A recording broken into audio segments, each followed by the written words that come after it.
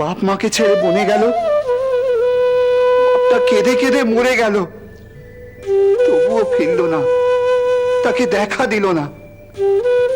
সীতা মাইয়ার মতো মেয়েকে সতীত্বের পরীক্ষা দিতে হবে বলে মাটির ফাটলে ঢুকে যেতে হলো।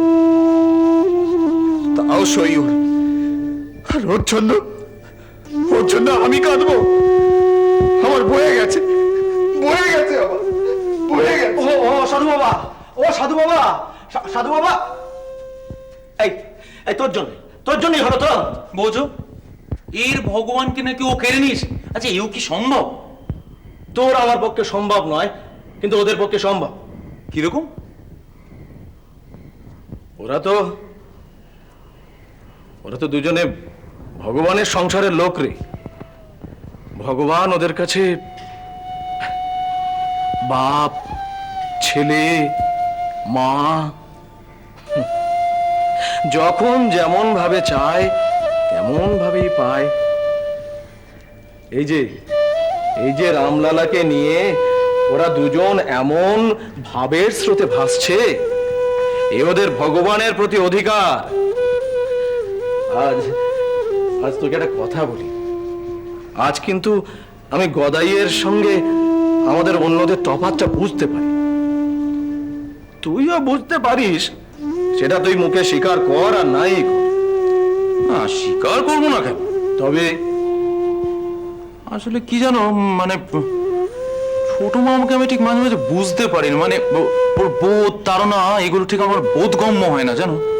কি জানিস, আমি ওর সঙ্গে কথা বলে যতটা বুঝেছি, এই যে জগদম্বা মায়ের নিত্য সঙ্গিনী জ্ঞানে ও নিজেকে বোধের একটা বিচিত্র জগতে নিয়ে গেছে, তাতেও ভগবানের শিশু রূপের প্রতি একটা প্রাকৃতিক বাৎসল্য পায়।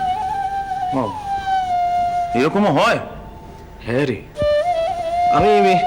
আমি লক্ষ্য করে দেখেছি, এই যে রামলালা বা বাল গোপালকে নিয়ে ওর যে স্নেহ মমতা মেশানো এই একটা আকুতি, ওকে একেবারে পাগল করে তোলে। আচ্ছা, তুইও তো আমাকে বলেছিস যে ওর চাল চলন, ওর তাকানো, ওর মনের ভাব, এ সবেতেই ইদানিং কেমন একটা মেয়েলি পানা। কিরে তুই বলিস নি?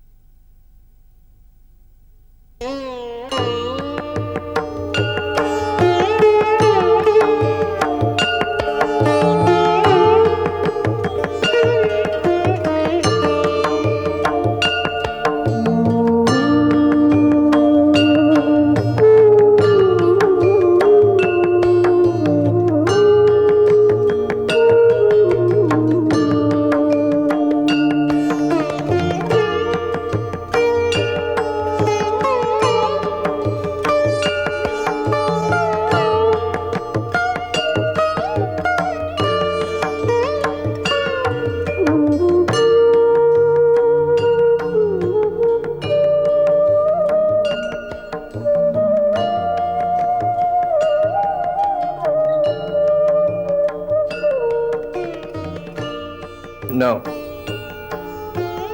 ওঠো।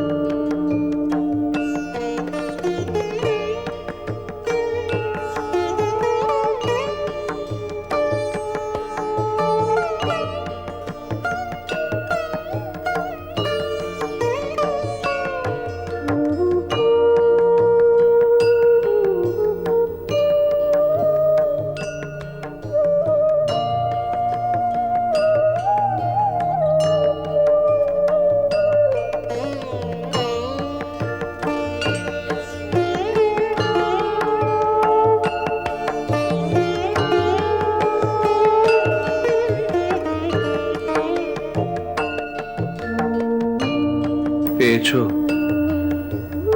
বীজ? হ্যাঁ প্রভু। তুমি তৃপ্ত? হ্যাঁ প্রভু।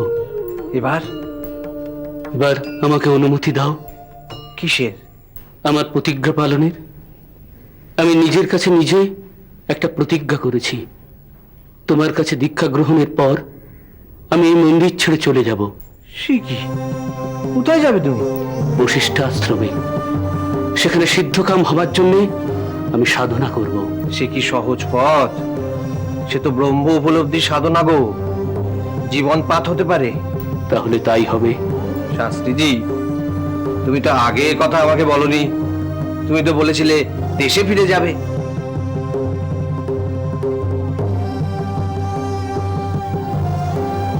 তা কেন ঠাকুর? যদি দেশ ঘর সংসারে ফিরে যাব, তাহলে সন্ন্যাসের দীক্ষা নেব কেন? আসলে কি জানো, এই দক্ষিণেশ্বরে এসে তোমাকে দেখাইস তো আমি তোমার কাছ থেকে বৈরাগ্যের শিক্ষা নিয়েছি। প্রতিদিন, প্রতি মুহূর্ত। তা তো বুঝলুম, কিন্তু তুমি বাবু গোড়াতে তো তা বলনি। তুমি বলেছিলে যে মন্দিরের পাঠ শেষ করে তুমি বাড়ি ফিরে যাবে, সেখানে তোমার পরিবার রয়েছে, ঘর গেরস্থালি রয়েছে। তা ঠিক ঠাকুর, আসলে আমার মন পাল্টে গেছে। শোনো গো, শোনো গো, কি বলছে পণ্ডিত, শোনো।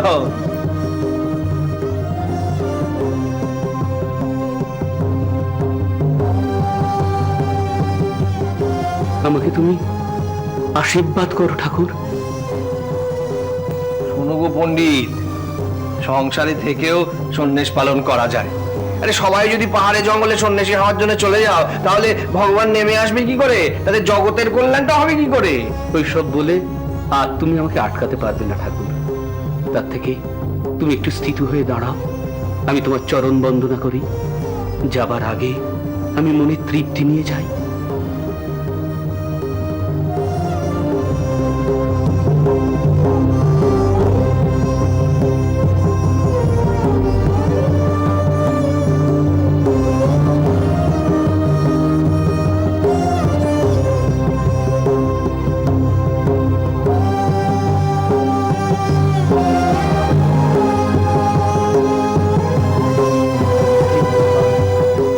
তুমি আধ্যাত্ম জ্ঞানে উচ্চতম আদর্শ। তুমি জীবন্ত ভাবে আমাদের সামনে উপস্থিত। তুমি জড়বাদের মোহ থেকে আমাদের উদ্ধার কর্তা। তুমি মনুষ্য ধর্মের উচ্চতম সাধক। তুমি নবযুগের ঋষি। তুমি শুদ্ধাত্মা, অখণ্ড শান্তি। আমি তোমার চরণে ভক্তি করে প্রণাম করি।